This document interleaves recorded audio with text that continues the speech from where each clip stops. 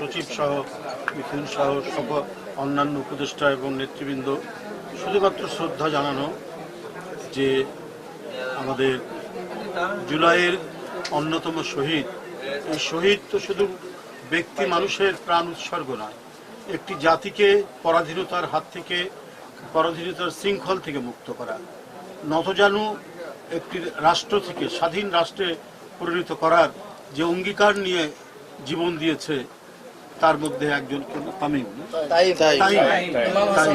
ইমাম হাসান তাইম শহীদ।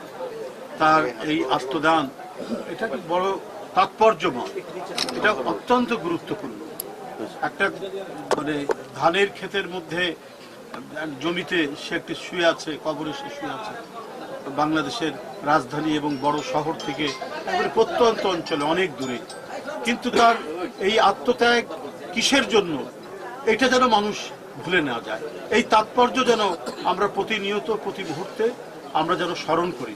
সে কোনো ক্ষুদ্র কোনো বিষয়ে, যে কারো জায়গা দখল করতে, কারো জমি দখল করতে, বা কোনো গ্রামের সাথে গ্রামের মারামারিতে নয়, একটা জাতিকে মুক্ত করার অঙ্গীকার নিয়ে ৭১-এ যেমন মুক্তিযোদ্ধারা শহীদ হয়েছে, সে হচ্ছে জুলাইয়ের মুক্তিযোদ্ধা, ২৪-এর মুক্তিযোদ্ধা। তাবিবের এই আত্মত্যাগ যেন আমরা কোনোদিন না ভুলি, তাহলেই হবে তার প্রতি আমাদের সর্বোচ্চ শ্রদ্ধা দেখানো। আমি তার আত্মার মাগফিরাত কামনা করছি।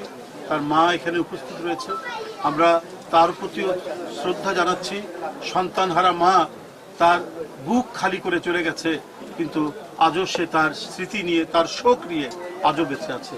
আল্লাহ যেন তাকে শোক সইবার ক্ষমতা দেন, শক্তি দেন, এবং তিনি যেন আরো অসংখ্য সন্তান যারা ন্যায়ের জন্য, সত্যের জন্য, এই দেশের জন্য, গণতন্ত্রের জন্য যারা এখনো জীবন দিতে প্রস্তুত, তাদের প্রেরণা হিসাবে উনি থাকবেন, এই কামনা করে আমি আমার সংক্ষিপ্ত বক্তব্য এখানে শেষ করছি, কারণ আমাদের আরেকটি অনুষ্ঠান আছে।